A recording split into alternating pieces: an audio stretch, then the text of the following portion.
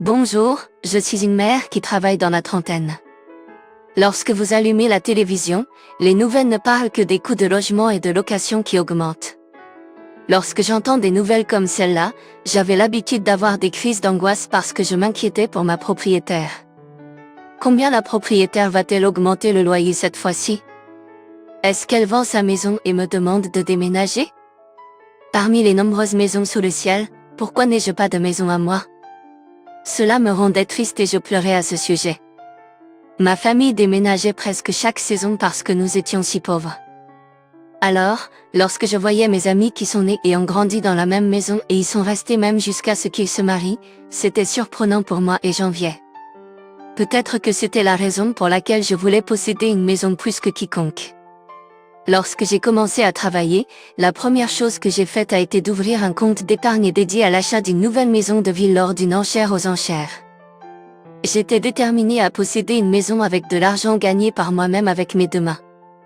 Posséder une maison était au-delà de mes rêves pour quelqu'un comme moi qui était pauvre comme la terre.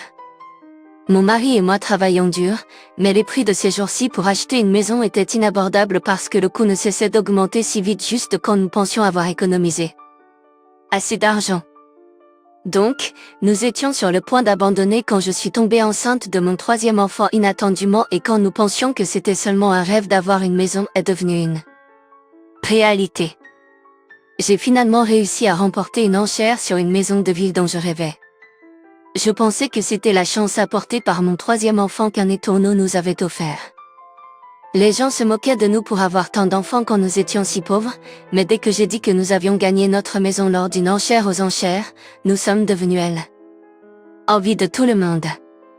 Je pensais que notre épreuve était terminée et que c'était le début du bonheur, mais en fait, cela s'est avéré être le début de l'insatisfaction.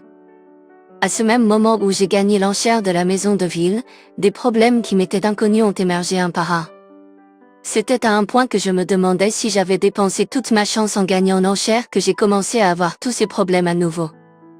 Quand je regarde en arrière, j'en frémis encore. C'était si difficile à supporter jour après jour.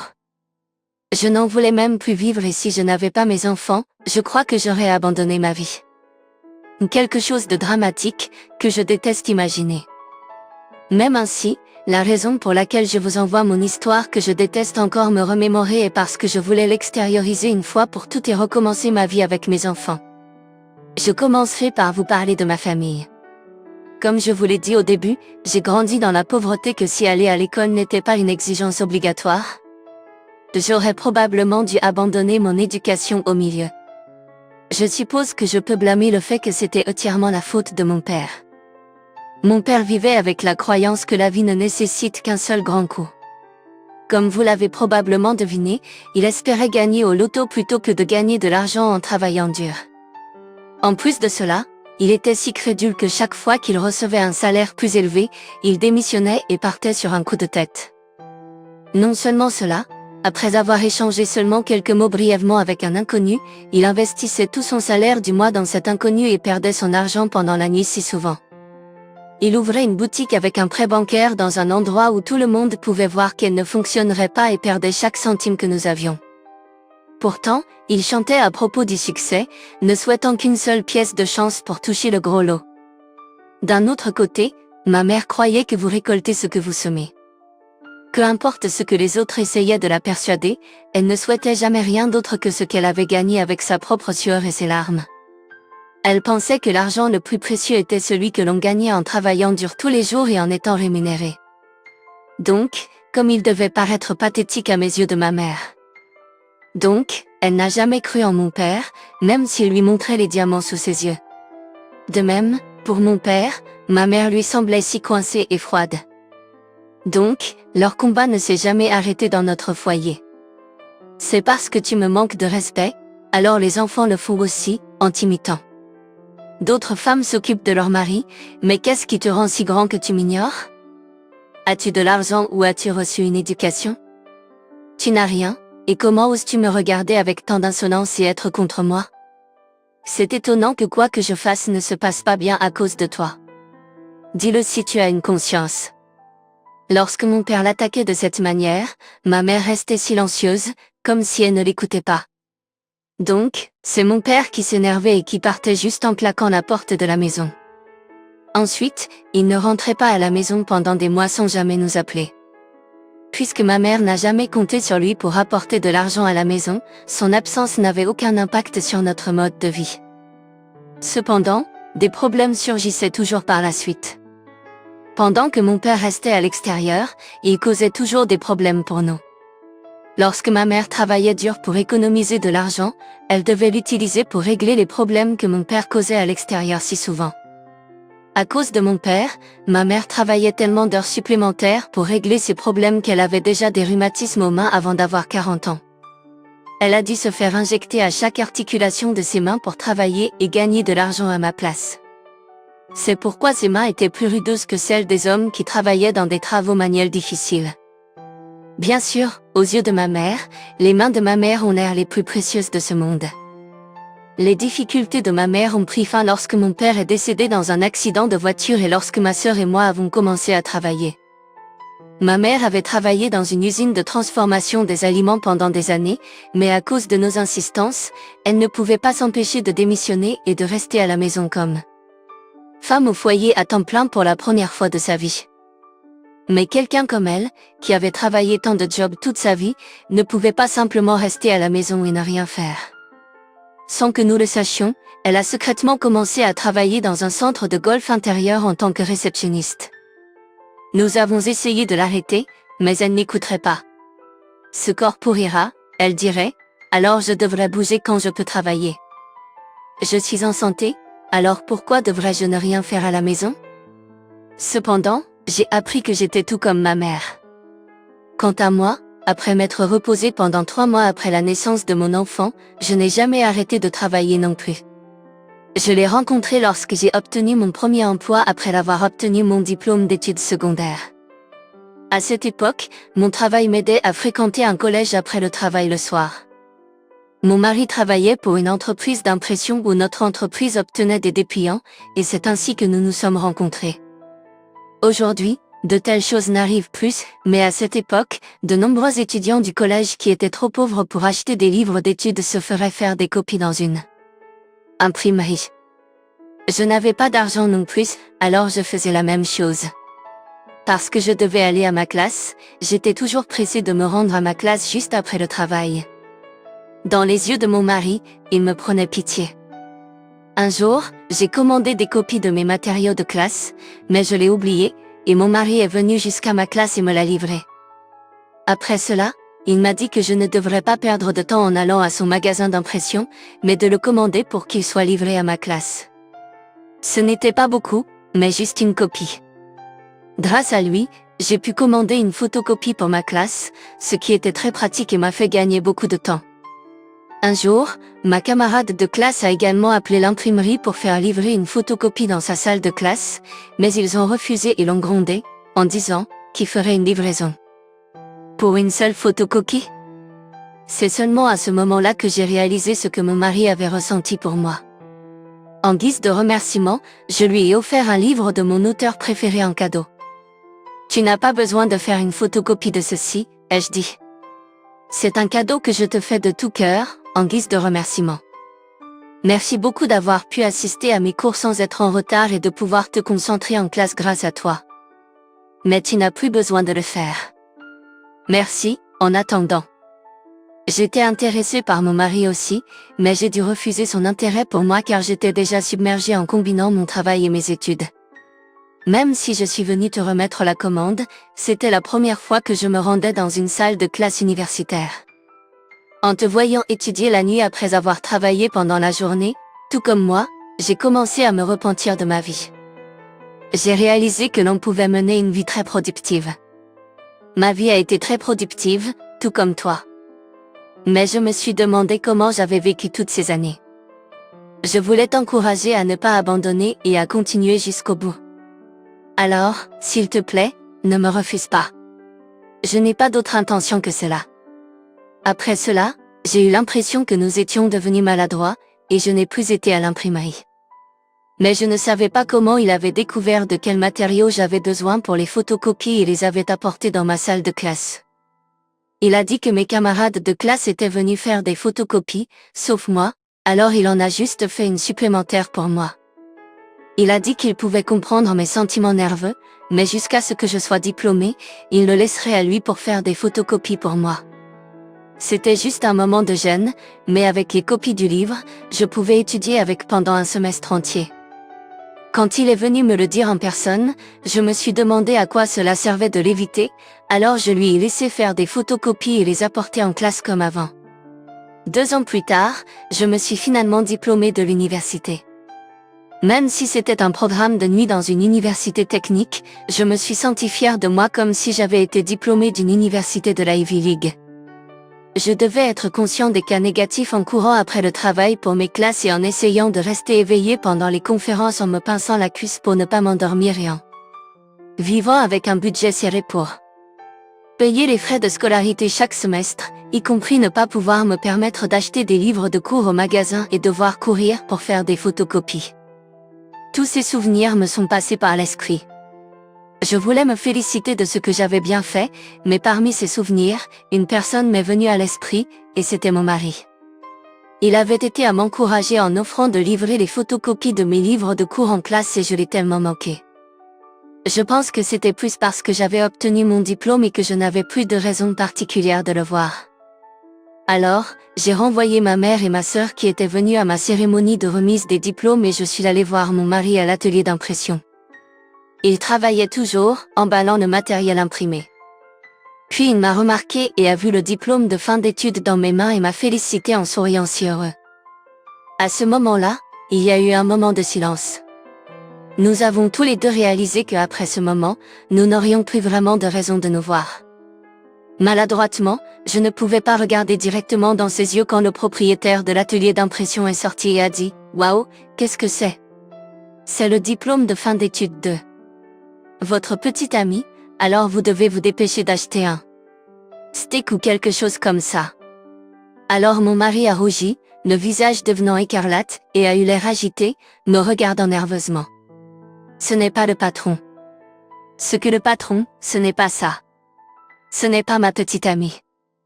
Ce n'est pas du tout comme ça. Qu'est-ce que tu veux dire? Je suis moi-même un homme sensible.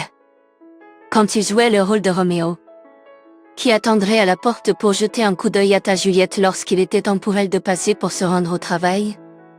Alors comment ne pas le savoir? Essaie de tromper quelqu'un d'autre et pas moi. Je vois que vous deux êtes un match fait au paradis, alors ne cherchez pas à analyser quoi que ce soit et passez simplement à votre amour. Il serait préférable que vous vous mariiez.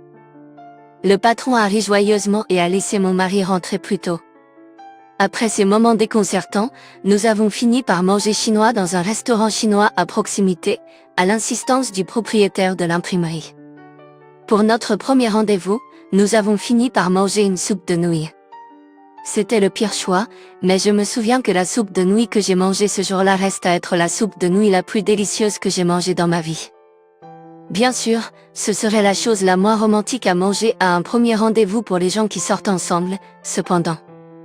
Quoi qu'il en soit, nous avons décidé de nous connaître officiellement. Les deux savions très bien que ni l'un ni l'autre n'avions beaucoup d'argent à dépenser, alors nous n'avions pas à dépenser beaucoup pour nous faire plaisir ou penser à l'orgueil. Peut-être, nous avions tous les deux un mariage en tête, alors nous avions l'esprit à économiser plus d'argent qu'à le dépenser. Après avoir daté pendant 3 ans, nous avions économisé assez d'argent pour verser un acompte sur un prêt pour acheter un petit condo et avons décidé de ne pas retarder plus longtemps et nous sommes mariés. Nos deux familles se trouvaient dans la même situation financière difficile, nous ne pouvions donc compter sur elles pour nous aider pour notre mariage ou quoi que ce soit. Nous avons dû commencer notre vie de jeunes mariés avec notre propre argent que nous avions. Nous étions tous les deux les aînés de la famille, nous ne voulions donc pas alourdir notre famille. Nous avions des frères et sœurs plus jeunes et devions également penser à nos parents âgés. Ma mère n'a rien dit à propos de notre décision. Cependant, la veille du mariage, elle m'a dit, dans la vie, il y a un grand obstacle qui se produit pour vous faire tomber. Ensuite, si vous avez quelqu'un sur qui vous appuyer, cela devient grandement utile. Donc, si vous rencontrez quelque chose comme ça, venez me voir. N'essayez pas de le résoudre tout seul. Ce jour-là, Ces mots m'ont donné beaucoup de confiance. Je n'avais rien à craindre quand le soutien de ma mère était derrière moi. Après avoir quitté la maison pour fonder ma propre famille, j'ai travaillé assidûment en tant que jeune mariée dans notre nouvelle maison. Mon mari, que j'ai appris à connaître tout ce temps, était une personne très modeste et sincère, donc il était très compatible avec moi en tant que partenaire idéal. Ainsi, nous n'avions rien à nous disputer. De temps en temps, à cause de sa famille, nous avions des disputes, et la personne qui était à l'origine de nos combats était sa sœur plus jeune. Elle avait le même âge que ma sœur cadette dans la vingtaine, mais elle n'avait jamais gagné un centime de sa vie de sa propre initiative. Cependant, elle était accro au shopping, commandant des choses en ligne ou depuis le réseau de télévision shopping, si bien que chaque fois que je me rendais chez mes beaux-parents, je voyais les kills de colis de sa livraison. Je détestais la voir ainsi. Mon mari l'a réprimandée plusieurs fois et a même eu plusieurs grands combats à cause de ses dépenses excessives, mais cela n'a servi à rien. Elle ne s'intéressait qu'à se pomponner et ne changeait pas. Mais en l'observant de plus près, c'était sa mère qui l'avait élevée de cette façon. Si un homme étudie beaucoup, il réussira. Mais si une femme étudie beaucoup, elle ne fera que souffrir. Une femme est couronnée de succès si elle garde juste son poids mince et est belle. Si tu es belle, les hommes riches te courront après, alors pourquoi devrais-tu étudier? Quand je te regarde, tu n'as pas besoin de faire quoi que ce soit parce que tu rencontreras un homme riche et tu auras une belle vie. Alors ne lui dis même pas de travailler. Je gagnerai de l'argent pour nous. Est-ce que cela a du sens que la mère âgée travaille pour soutenir sa fille, qui est jeune et en santé, pour qu'elle traîne juste à la maison? Et quel homme insensé épouserait une femme juste parce qu'elle est belle? Comment a-t-elle pu dire que d'être belle signifiait que vous réussiriez? De plus, le visage de sa fille n'était pas si beau, comme une star de cinéma ou quoi que ce soit qui s'en approche. Si je parlais plus longtemps avec ma belle-mère, cela ne servirait à rien, alors devant elle, je gardais le silence. Puisque c'est ce qu'elle voulait, ce n'était pas mon affaire de dire le contraire. Ce n'était pas non plus parce que nous payions pour entretenir sa fille. Cependant, ce n'était pas tout à fait vrai parce que ma belle-sœur prenait de l'argent à mon mari sans que je le sache. Notre arrangement pour la gestion des finances était que j'utiliserais mon salaire pour les dépenses ménagères, tandis que l'argent de mon mari était placé dans un plan d'épargne avec un taux d'intérêt plus élevé après avoir déduit son argent de poche uniquement. Mais quand ma belle-sœur l'a découvert, elle a demandé de l'argent à mon mari sans que je le sache. Mon mari a été contraint de donner de l'argent à sa sœur, il n'avait donc plus d'argent de poche et m'a demandé de l'argent. Je n'en pouvais plus et j'ai appelé ma sœur pour lui dire ce que je pensais. Je lui ai dit qu'elle devait gagner sa vie elle-même ou ne pas demander d'argent aux gens autour d'elle. Mais elle l'a dit à sa mère et ma belle-mère a appelé mon mari à ce sujet, ce qui a entraîné une dispute entre mon mari et moi. Chérie, tu ne devrais pas te disputer avec moi à ce sujet, mais plutôt dire à ta sœur de trouver un emploi et de travailler. Cela a-t-il un sens qu'elle a presque 30 ans mais qu'elle vit encore de sa famille? Tu devrais aller chez ta mère et voir. Quand elle ne travaille pas, elle a des piles de vêtements et de dépenses. Bien sûr, des vêtements et des cosmétiques qui sont si chers sont faux. À partir de maintenant, je ne prévois pas de lui donner un centime, et tu ne devrais pas non plus. Nous avons eu des disputes plusieurs fois à propos de questions similaires, mais je pensais qu'elles étaient résolues au sein de sa famille après des cris et des hurlements. Cependant, ce n'était pas le cas. Après la naissance de mon deuxième enfant et mon retour au travail, j'ai demandé à ma mère de s'occuper de mes 2 enfants, mais je me sentais coupable de lui imposer une charge. J'ai donc cherché un travail que je pourrais faire à la maison, à distance. J'ai trouvé un site web où je pouvais proposer des emplois pour quelqu'un comme moi qui avait besoin de travailler à distance. Grâce à cela, j'ai pu obtenir un projet consistant à créer le site web de l'entreprise et les matériaux promotionnels. Au début, je combinais cela avec un emploi à temps plein et un travail à distance. Mais dès que les revenus du travail à distance étaient suffisamment élevés, j'ai démissionné de mon emploi et j'ai commencé à travailler officiellement à distance depuis chez moi. Cependant, je suis devenue trop occupée, alors j'ai demandé à ma mère de m'aider, mais je ne voulais pas lui imposer toute la charge, alors je me suis sentie beaucoup mieux. Ainsi, j'ai pu continuer avec succès à travailler depuis chez moi. J'étais tellement occupée à me concentrer sur le transfert de mon travail à distance que je ne me suis pas rendu compte que je n'avais pas eu mes règles depuis plus d'un mois déjà. Comme j'étais toujours régulière, je suis allée dans une pharmacie pour acheter un kit de test de grossesse, juste au cas où, et il y avait 2 lignes. Je ne m'attendais pas à mon 3e enfant. Au début, j'étais plutôt choquée que heureuse. C'était déjà assez difficile d'élever 2 enfants, et je m'inquiétais de savoir comment je pouvais gérer 3 enfants. Lorsque je l'ai dit à mon mari ce soir-là, il a eu la même réponse que moi. Nous étions déjà très serrés avec ce que nous gagnons actuellement avec 2 enfants, et si nous en ajoutions un autre, nous devions réduire nos mensualités dans notre épargne. Cela signifiait que nous étions aussi loin de déménager dans une maison plus grande depuis cet endroit trop encombré. Lorsque je lui ai demandé ce qu'il fallait faire, il a dit que nous devrions juste essayer autant que nous le pouvons, et si nous ne pouvions pas gérer, alors nous pourrions casser notre épargne. Rebudgétiser comme il est nécessaire. Alors, j'ai accepté de faire cela et j'ai continué nos installations dans notre épargne dans l'intervalle. C'était le moment d'avoir mon bébé, et après des douleurs de travail de 8 heures, je lui ai finalement donné naissance à mon fils. Ma belle-mère était particulièrement heureuse de la nouvelle de notre fils parce que nous avions juste 2 filles. Puis, peu de temps après, une bonne nouvelle inattendue a été apportée à notre famille. J'avais gagné l'enchère pour une nouvelle maison de ville à une vente aux enchères.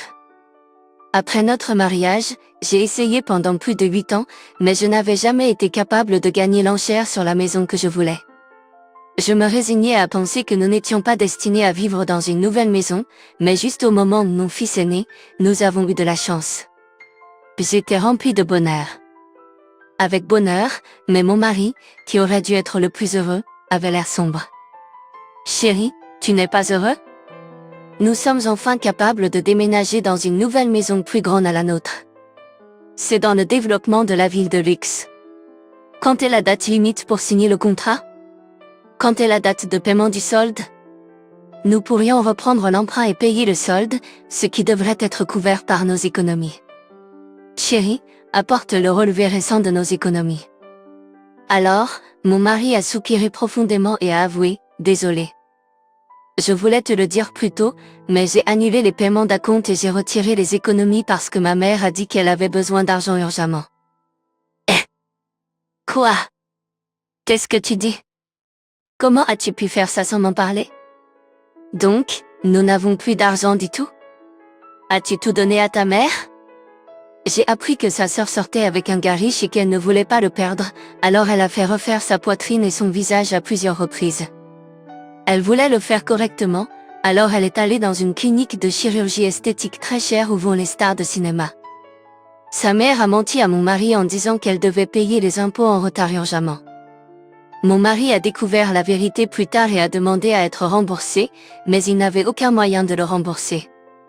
Ainsi, mon mari a souffert d'anxiété car il n'a pas pu me dire la vérité. Quand j'ai entendu ça, je ne pouvais plus me contenir. Si cela s'était produit chez une personne qui travaillait dur, je ne serais pas aussi en colère. Mais sa sœur n'a jamais gagné un centime et n'a rien fait d'autre que de dépenser l'argent des autres. Sur qui notre argent durement gagné a été gaspillé, et je suis devenu furieux. Alors, j'ai appelé sa sœur et lui ai demandé de rendre l'argent immédiatement. Ensuite, crois-tu ce qu'elle a dit? Pourquoi es-tu si dur avec quelques milliers de dollars? Je vais me marier bientôt.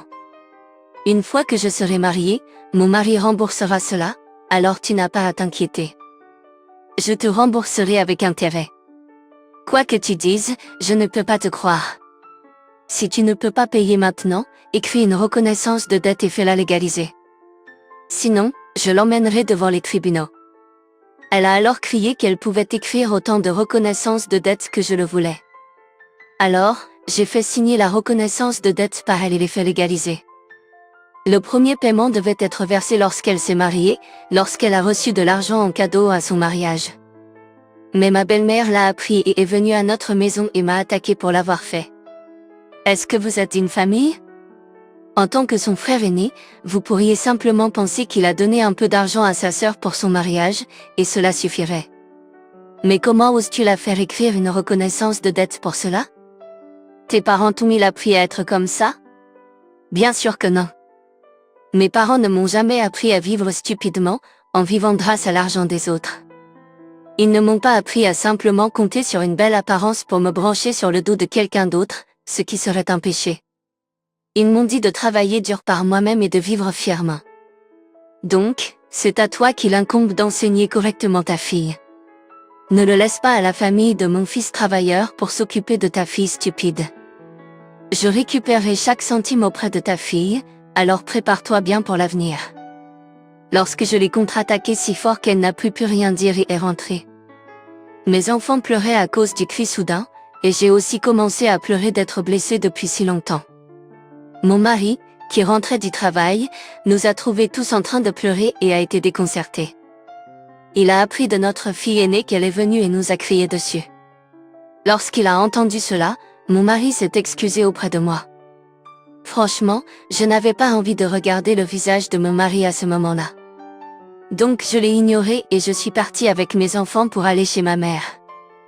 Après un jour ou deux, je me suis sentie désolée pour mon mari.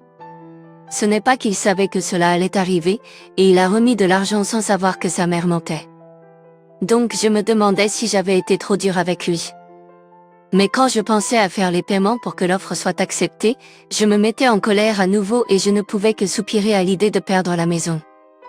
Ensuite, tard dans la nuit, je suis sortie dans le salon éteint et j'ai pleuré silencieusement quand ma mère m'a entendue et est sortie. Après m'avoir tout raconté, ma mère m'a remis un livret de banque le lendemain. C'est l'argent que j'ai économisé jusqu'à présent. J'ai réfléchi à l'achat d'une maison ou d'un terrain, mais je n'ai pas pu trouver le bon. Alors je gardais juste l'argent. Je suppose que c'était la raison. Une fois que vous aurez surmonté cet obstacle, ce sera mieux, alors réconciliez-vous avec votre mari et retournez à la maison. Je suis heureuse d'avoir pu aider ma fille, alors ne te sens pas accablée et dépense-le comme tu veux. J'ai obtenu le livre de banque de ma mère ce jour-là et j'ai beaucoup pleuré. Le lendemain, je suis rentrée chez moi avec mes enfants. Cependant, pour une raison quelconque, mon mari était à la maison quand il aurait dû être au travail. Il y avait des bouteilles de whisky vides par terre. Je pensais qu'il était contrarié par notre querelle et qu'il buvait, car il n'était pas buveur. Mais ce que j'ai découvert, c'est que la boutique d'impression a fermé. J'ai entendu dire que l'économie était en baisse, alors de nombreuses entreprises telles que les banques et les compagnies d'assurance ne fabriquaient plus de calendriers et de journaux. Mais je ne m'attendais pas à ce qu'il ferme l'entreprise. Son patron, avec qui mon mari avait travaillé depuis longtemps, ne pouvait plus supporter les pertes et a dit de fermer l'entreprise. Maintenant que mon mari a tout perdu à sa sœur et a même perdu son emploi, je me suis sentie désolée pour lui et nous avons dû tout recommencer. Et il s'est effondré du jour au lendemain. Il restait au lit et refusait de manger, ne faisait que dormir. Je ne pouvais pas le laisser comme ça, alors j'ai laissé mes enfants avec ma mère et les emmené dehors avec moi. Puis je lui ai remis les papiers de divorce et lui ai crié, « Chérie, tu décides maintenant. Est-ce que tu vas divorcer ou non? Si tu vas continuer comme ça, alors signe-le maintenant. Mais si tu vas te réveiller et te ressaisir, alors je le déchirerai. Que vas-tu faire? Décide-toi toi-même. Je ne peux pas pardonner à un homme qui ne peut pas gagner d'argent, mais je ne peux pas non plus pardonner à un homme qui n'a pas envie de vivre. Est-ce la fin du monde de perdre un emploi? Est-ce que ta vie se termine à cause de cela? Tu es le mari d'une femme et tu es le père de nos enfants. Comment peux-tu agir aussi faiblement?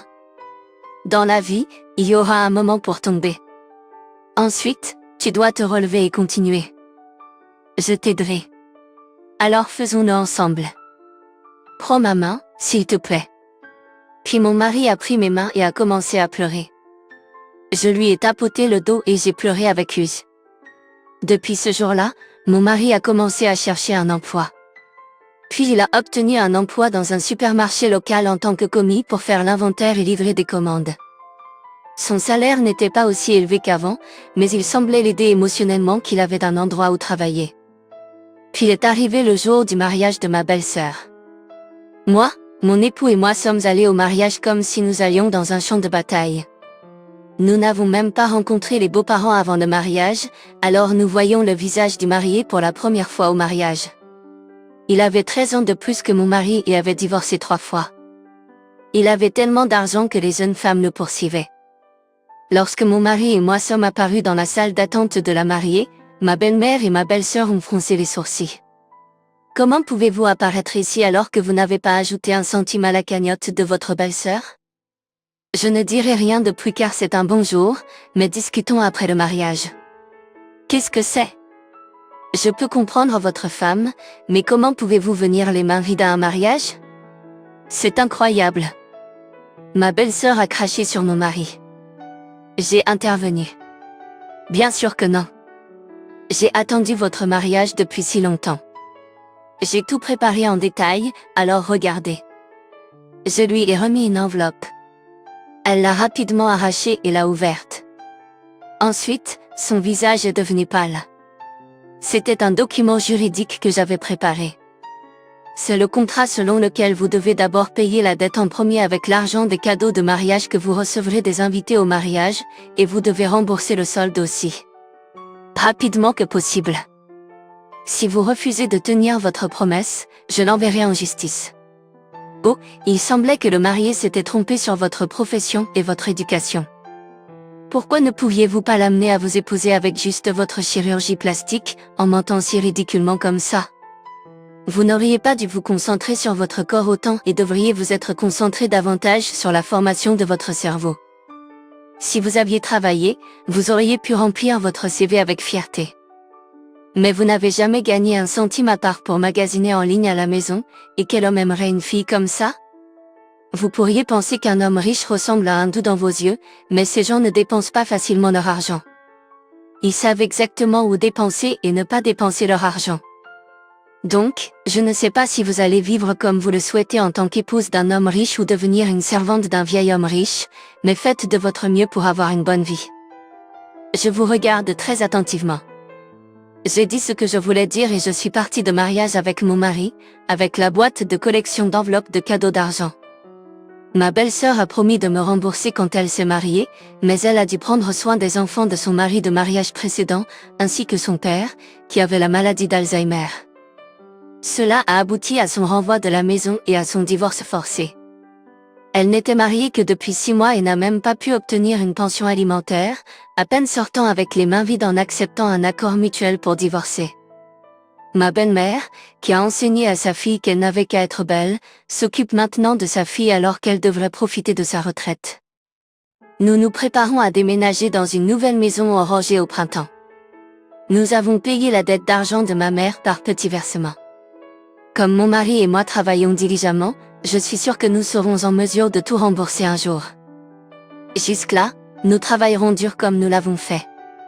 Merci d'avoir écouté mon histoire. J'espère que vous allez passer une belle et chaleureuse journée.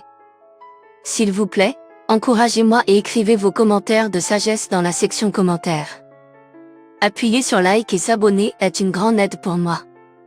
Passez une excellente journée.